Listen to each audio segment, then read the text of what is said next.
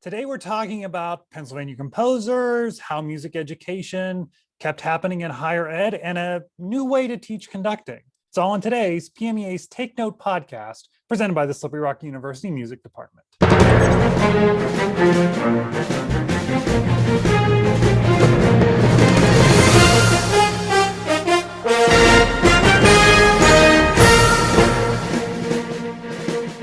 All right. Hello, everyone, and welcome to this edition of PMEA's Take Note podcast. Thanks for joining us. As you see on the screen, we have a good friend of mine and someone I love to chat with, Dr. Jason Worzbyt. He is a professor of bassoon and associate director of bands at Indiana University of Pennsylvania, known to us here as IUP.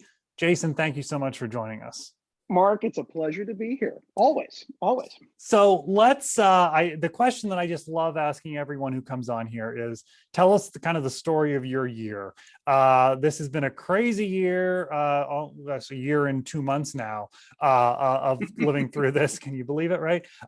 What's been the story of music education at IUP and then what you've been teaching?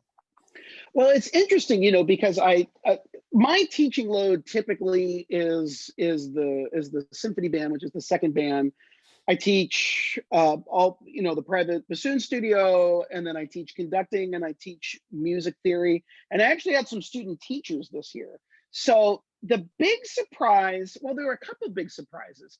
One was that in terms of the studio teaching, which I did all remotely, in some ways, I felt like I became a better listener because I had to. And some of it was some of the limitations that we had with the technology, but I felt like I had to really listen almost at the microscopic level to see what type of change my students were making. So that was interesting. The big surprise, I think, was my conducting classes. In some ways, they were the best students that I've ever had. And I came to the realization that the reason why is that every single student that I have in my conducting class, every single one of them were looking into a camera. And so when I would say, okay, can you adjust, this type of gesture, and can you make it look like this? And I would mirror it in my screen, and they could see immediately whether they were making that change.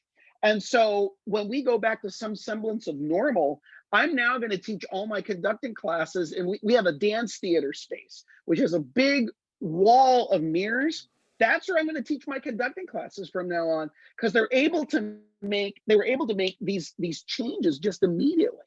My theory classes actually went pretty well too. My big purchase for the year was a dry erase marker and a staff, a dry erase music staff board, which is probably about this size. So I did all of my teaching kind of with a dry erase board, which was kind of cool. The biggest change obviously was the ensembles. And so we did a lot of small ensembles because we were kind of limited by space. We were kind of limited by with time, with 30 minutes. So I did a lot of the flex band stuff. And I'm very excited about this flex band stuff because I think it's going to have a lifespan beyond the pandemic for schools that are small and don't have complete instrumentation, for community bands for the same reason, for small ensembles. I mean, you can take a group now of about 6, 7, 8 students. You can play Frank DeKelly's Vesuvius if you want to, and you were never able to do that before. So I think composers are starting to think about what they're doing a little bit differently and make multiple versions. And the craft of that has just been terrific. I think about one of the pieces that I did this year was Aaron Perine's life painting. And he originally had that piece premiered, I think it was at either the 2018 or 19 Midwest. And then he did a flex band arrangement. And you can't really hear the difference. You really can't hear the difference, which I think for the craft of the composer, I think is pretty amazing. And I also think that the composers that are in school now, the up and comers, I think they're going to see the value in this as well. So, I mean, I think there is a silver lining to some of that, but I do think a lot of this repertoire is going to have a lifespan beyond this unprecedented, time in our history. The other thing I would say is that I have been, one of the neat things is that I've been, due to this video reality that we're living in, I've actually been able to do some bassoon teaching to folks that live kind of far away, Mm-hmm. which I've never been able to do. So that's kind of been interesting. I've been able to reach some kids that normally I would have to, you spend 2 hours in the car, you go there and you go 2 hours back. And now I don't have to. And so that's kind of been interesting. Sorry, go ahead, Mark. No, I was going to go back to the flex band thing, and I think that, so you talk about it from kind of that composing perspective, let's flip the coin. On the student perspective, a student can get a whole lot more out of it because, well, one, you're exposed to some literature that maybe your ensemble could have never been exposed to. You may be then exposed to understanding different pieces of the composition, different melodies or harmonies that you may not have been, say you had performed this piece in the traditional form before. So I just love that you're making that point of the value in those pieces. Well, and the other thing that I didn't even mention was that because these are smaller ensembles now, it really builds a lot of individual and independent musicianship because, depending on the size of the group that I was working with, I may have one student that's on that one part. And normally, unless they were playing in like a brass quintet or something like that, they're not going to get that experience. But now they're getting this type of, it's almost like an orchestral wind type of experience, if you want to think about it like that they're getting with this. So it does build a lot of independent musicianship. So, that's kind of another silver lining part of it. But the only other thing I would mention is that the kids this year, I thought, were very resilient.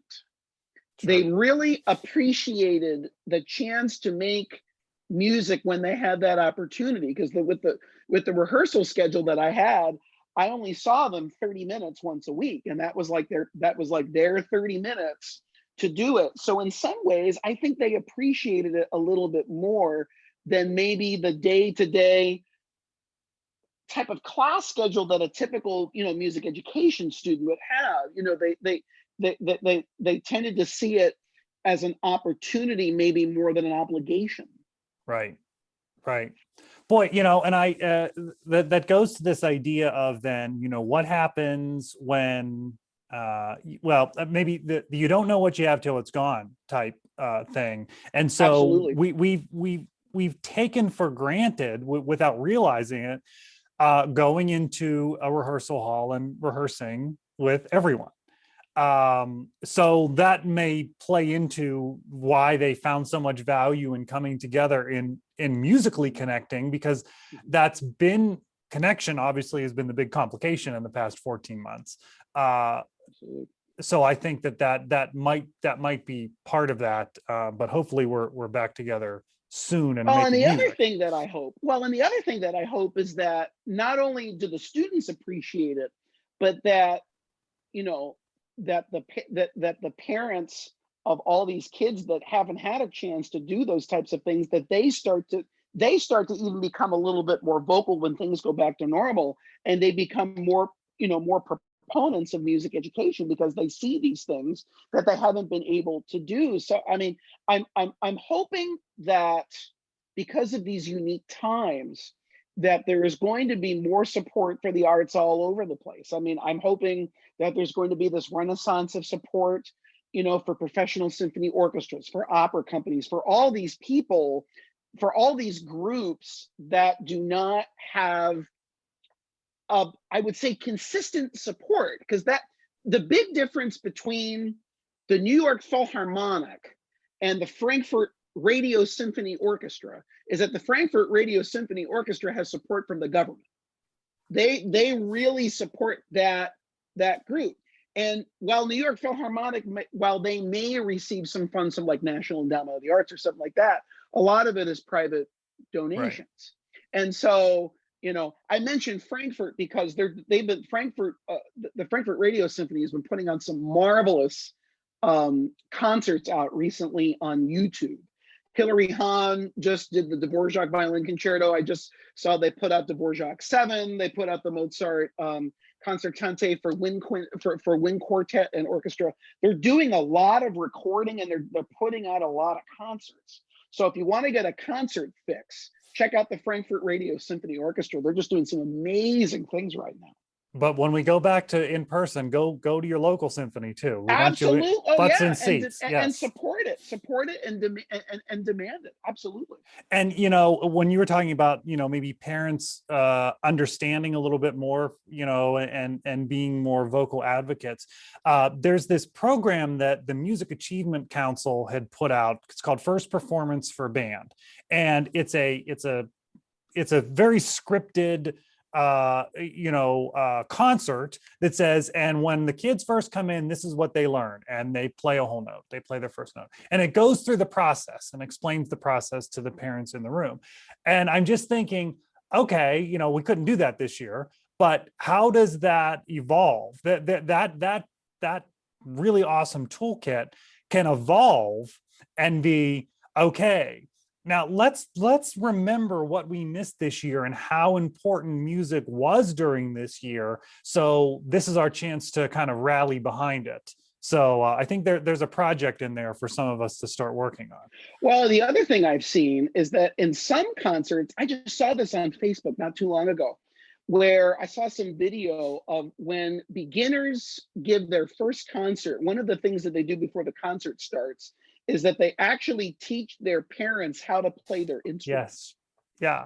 And the parents will play like hot cross buns for the kids before the concert even starts, which I just think is great. It's a lot of it is going to be, I think we all know as music educators that advocacy is kind of an unspoken part of our responsibility. It just is. That's how the art form is going to survive. And I just think we have a unique opportunity now to not only advocate for what we do, but what it does for the students. And in the absence, what have we been missing? Why is it important? And I think now in the absence of it, we see what we've been missing. So this is the time that we have to make that case. And we have the stories from those who were able to stay involved in some way, right, to say, this is why it was so valuable to me in this difficult time.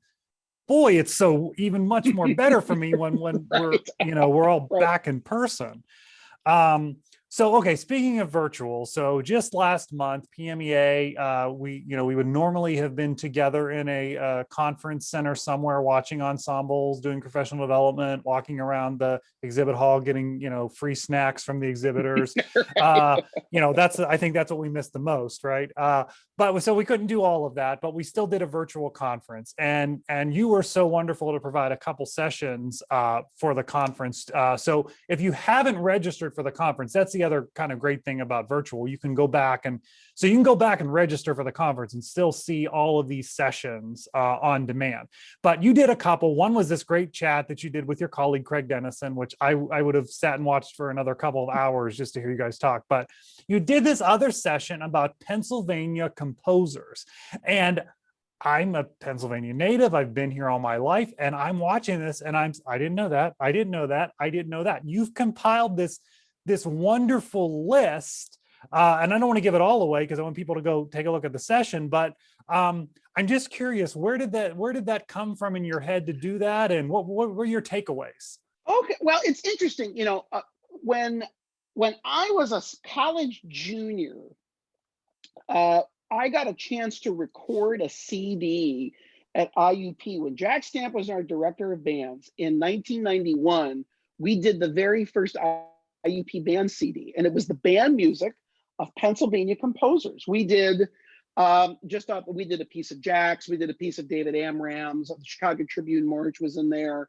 Another piece by one of our IUP composers, Dan Perlongo. We did a Persichetti piece. We did Peter Menon's Canzona, I think might have been on that disc. And so that was kind of my introduction to that. And then just over time, just through composers that I've met I just started to become, I started to think, well, that's interesting. They have a Pennsylvania connection and they have a Pennsylvania connection.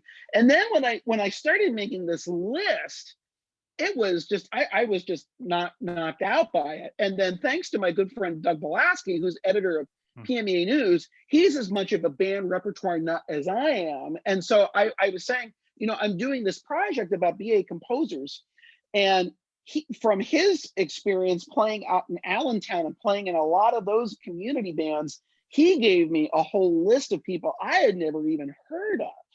So that was interesting. And then the other interesting thing I found out through doing some of this research, there was this wonderful thing called the Pittsburgh Exhibition that took place right around the turn of the century. And it was a big kind of a big arts event, and Sousa's band would regularly come through and give concerts. And one of the neat things I found out about that is that when Sousa's band would come through, he would feature Pittsburgh composers on these concerts. And in one particular case, there was actually he featured one of a female composer's band piece. And that was unheard of, because I mean, that was a male-dominated, it was a male-dominated band, it was a male-dominated profession, but he did that. Sousa did that. And I just thought that was just incredibly forward-looking. I thought, especially, for that time. And so there were a lot of turn of the century Pittsburgh band directors that had pieces performed. And so it was just interesting to see, and that was just in Pittsburgh. I mean, I think if I had a chance to spend, one of the things I would love to do is kind of mine the depths of kind of like the history of community bands, because in the state, because I think if you did that, we would even find even more music that we don't know. You know? So I mean, that was one of the big surprises for me, just to kind of look at all of these folks, kind of like the origins of the band repertoire in the state of Pennsylvania.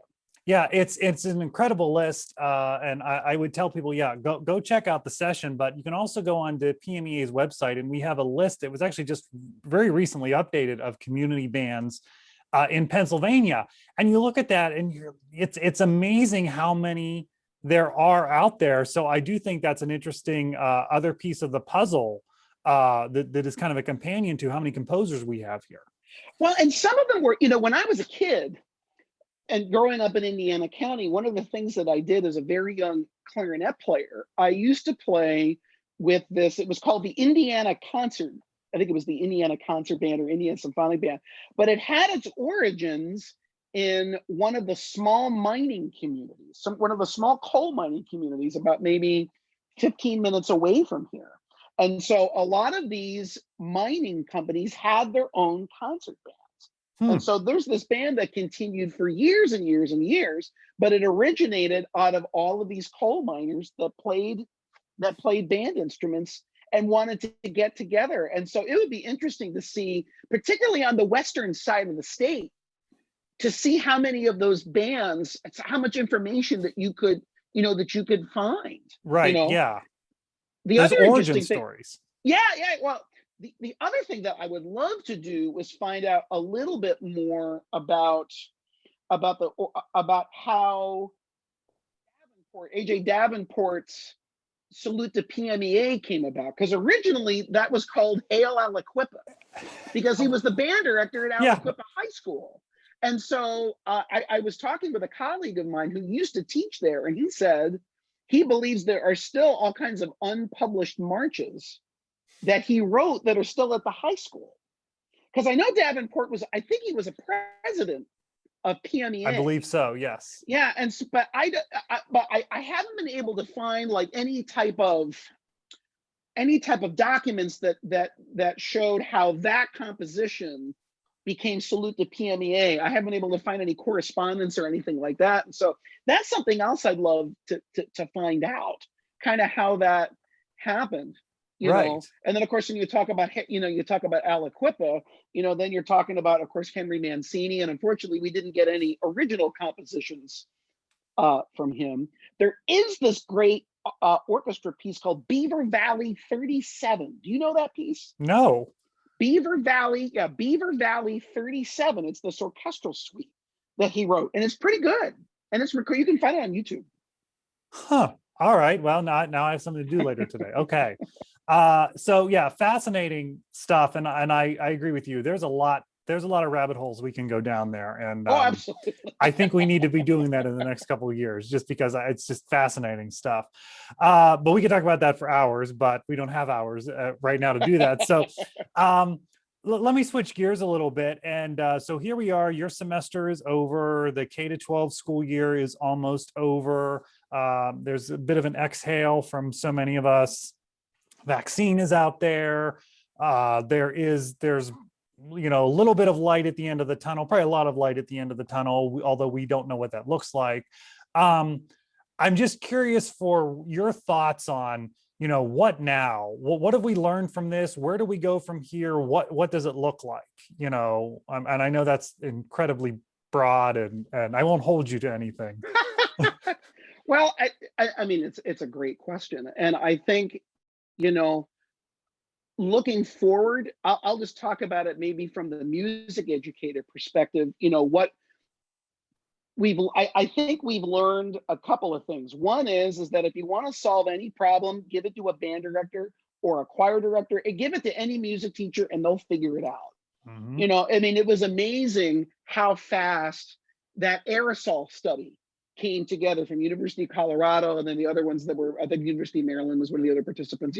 That came together very quickly. And so I think you see, you've got a lot of folks that are creative problem solvers, that are very passionate about the art continuing to happen and finding ways to make it happen. But we're also finding things that we already knew, in that what we do is a social art. It's a social art, and we continue, we're in the people building business. And so what I'm hoping is that when we do get to a semblance of normal, that with this new push towards social emotional learning, that school districts and the parents, everyone will see the value, the additional value of coming together and doing this art. And so I'm really hoping that there is going to be this ignited interest and support and passion for what we do, and part of it because we haven't been able to do it. I think in terms of especially the folks that are in college right now as music educators, what I have told them kind of is like, look, if you can survive this, you can survive anything. But I think you see, this is the type of creativity that we're going to have to that we're going to have to work with for a while. And so I think, being familiar with the flex band, being familiar with some of these, technology continues to creep into everything that we do. So I think, there are going to be some advances, I think, in technology that are going to help us, but it's still not going to replace the process of a teacher and student coming together and making that piece of art.